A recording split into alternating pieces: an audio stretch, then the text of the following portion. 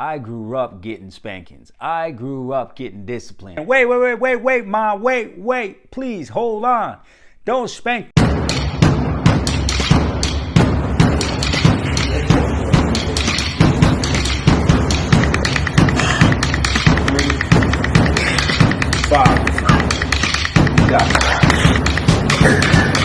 9.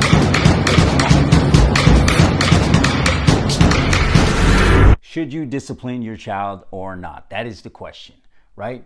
And I want to kind of preface this video by saying that's not the type of discipline we're talking about.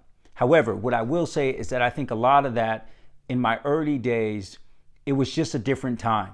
It was a different time, different generation. Things were looked at differently. And I don't fully hate the fact that that happened to me. But today's video, we're going to be talking about, should you discipline your child or teach your child disciplines? And you might be surprised by what we actually talk about.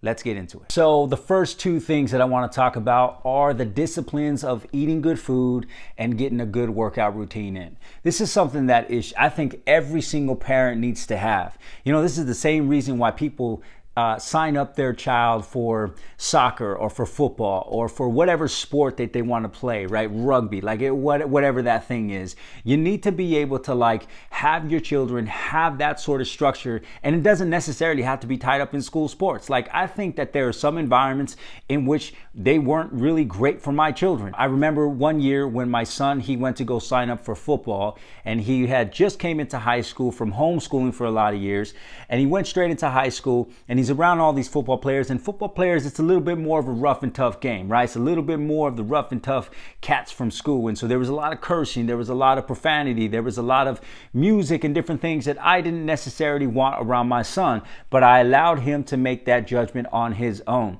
And he came home one day and he says, "Dad, I really don't want to be around this crowd. This is not exactly the crowd that I'm trying to hang with. These are not really the people that I'm really trying to mesh with. And this is not my game. I don't feel confident out there." Now, I could have very easily said, stick it out, go do what you do. But I realized that there was something at stake. It wasn't just the fact that he was just going to let something go and not achieve something. But the greater thing, and the thing that I looked at most importantly, was that if I allowed him to continue to be around those sort of kids and those sort of people, things might not have turned out the smoothest in high school. And the influence is a crazy thing. Influence is a crazy thing that we can't really overcome because birds of the same feather flock together. And so I allowed him to walk away from that. That resulted in him finding a different sport, which was track and field. And so he ended up thriving in that, ended up becoming captain of his team, ended up doing amazing things and winning all sorts of types of awards and different things. And he just continued to grow as a human being, which was amazing. So that right there was awesome. If they are not going to be involved in sports, do yourself a favor and get some workout equipment. If you can't get the workout equipment, fine. Go sign up for the cheapest membership that you possibly can, or the best, most expensive membership that you possibly can, and set the standard high for your child, right? Put them in an environment where other people are working on themselves and other people are constantly showing up day after day after day after day. This will be a skill set and a discipline that will help your children for years to come. Working out, eating good food, and understanding nutrition. And of course, leaving some wiggle room for all those wonderful cheat days and all the cheeseburgers and all the pizzas and all the candy and all the stuff, whatever your children are into. Leave a little room for that, but the majority of the time, get them on a great nutrition program. All right, so number 2, communication. You got to have communication when it comes to the kids, man. You have to be able to keep those doors of communication open. You know, I used to mess this up so bad. In the early years, I was just focused on being such a dad that just had all the disciplines in the traditional senses, right? So all the disciplines where I wasn't really listening to the kids. I didn't want to hear anything that they were saying. You listen to me and that's it, that's that.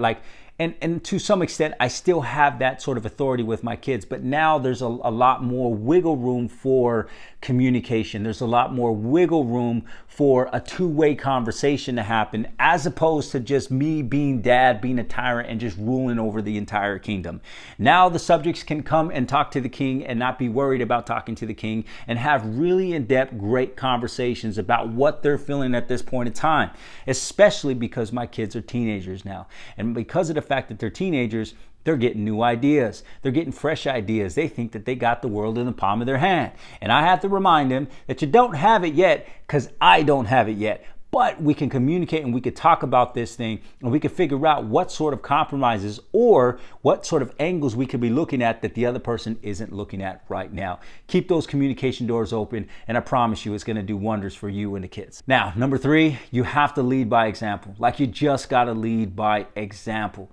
Listen, one of the things that I learned a long time ago is that your kids will not do what you ask them to do. They will do what you do.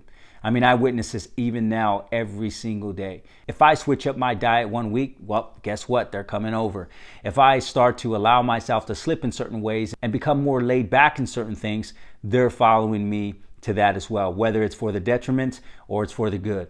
Like, it will happen. It just continues to happen month after month, year after year, and I have seen it and witnessed it. So you want to make sure that you, above all, are keeping yourself accountable and disciplined and following these rules, keeping a good nutrition plan, keeping a good workout program, making sure that you're communicating, and making sure that you're leading from the front, and understanding that every time that they look at you, you are giving them the example of what they're supposed to do. And so they're going to follow that. They may not do it that first week or that first month or whatever, but eventually they will fall into place, because you are the leader of the family.